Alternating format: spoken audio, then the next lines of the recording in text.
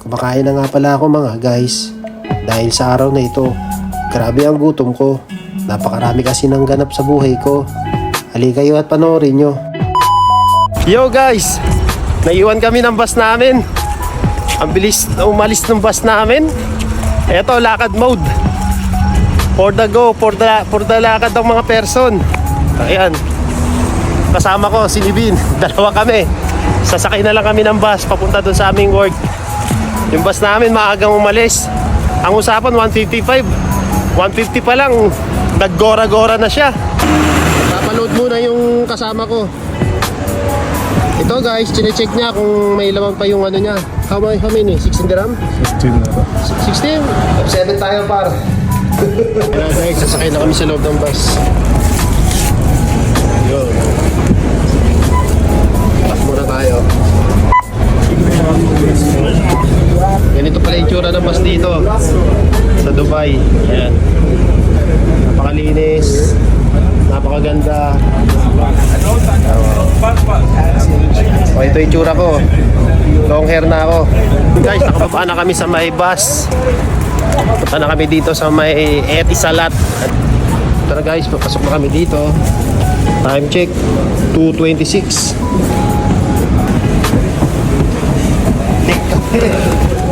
Punta kami ng Etisalat.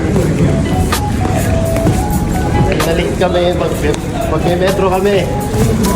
Tara guys. First time na naiwanan ng bus. Kaya ngayon mag-metro tayo. Ganito yung itsura rito sa loob ng metro station. Ganda, no?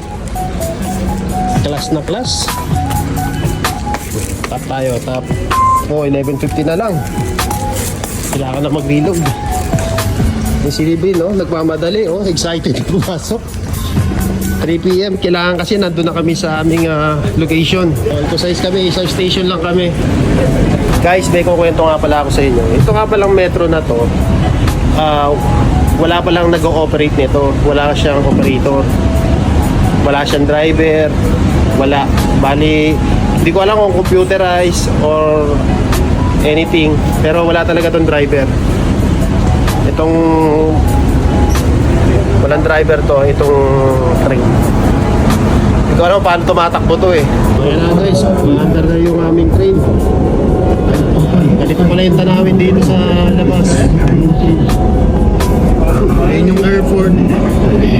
Airport na yan. Mas baba na kami dito sa Melco sa East. Maglalakad na lang kami nito. Let's go.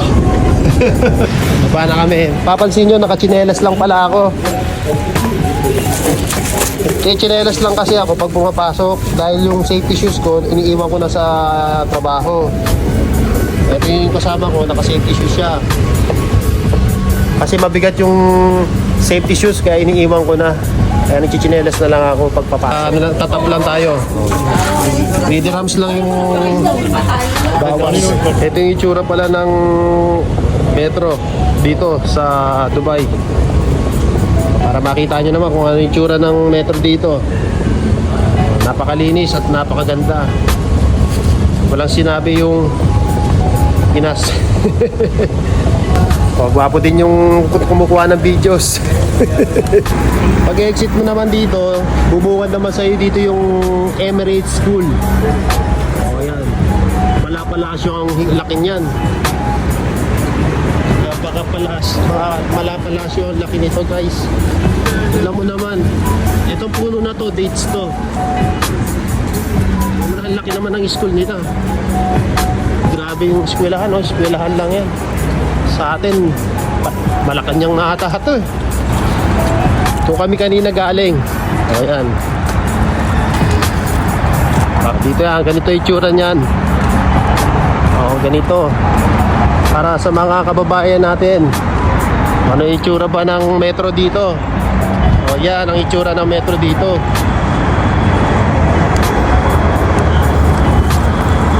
Yan guys, ganyan ang itsura ng metro dito sa Dubai. Super class. Napakaganda niyan guys.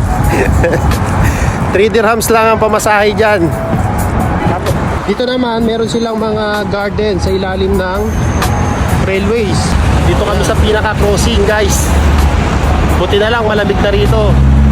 Hindi na masyado mainit. So, hindi kami pinawisan. Hindi ako pinawisan. Ayan. Nakakasilaw lang yung araw. Tumatawid na kami uli. Yung mga loko-loko doon sila dumaan, oh. Okay, dito kami sa tamang daanan. Dito tayo kay Eli Soriano. Tamang daan, ayan. Kasama ko si Nibin. Siyempre, sumusunod kami sa tamang rules dito. Doon tayo sa tama. Baka mapunta tayo sa hindi tamang tao. Charot! So dito guys, meron kami nadaanan na old school na Land Rover. Ayan siya guys, oh. Luma-luma.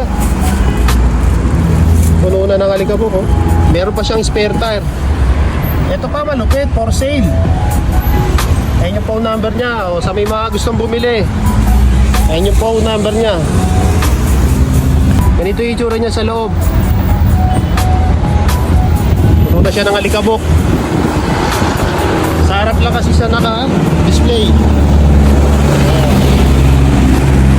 Sa nagbabalak na bumili niyan, Land Rover, old model. Hindi ko lang alam kung anong year model to. Pero ang alam ko, old model yan. Ito yung bahay nung may-ari siguro. Nandito sa harap ng bahay nila eh. Nakapark.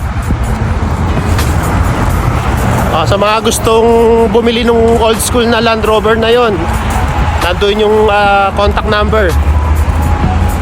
PM nyo na lang sila o send nyo na lang sa WhatsApp. Time check guys, 14:47, 2:47. So may oras pa kami para makapag-punch.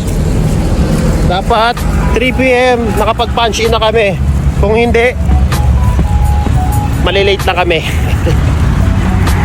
Malilate kami. So malapit-lapit na rin kami. Siguro mga ilang kembot na lang to. Charot! O yun, sa wakas guys, andito na kami.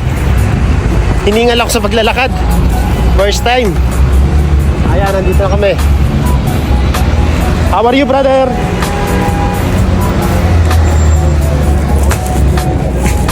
Andito na yung mga kasama ko. Ayan, may ginagawa na sila. GMC Dinale. How are you? Nandito na. Si Nibi nagpa-punch in na. Time check, 2:51.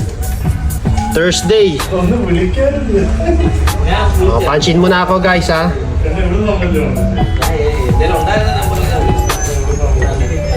Okay.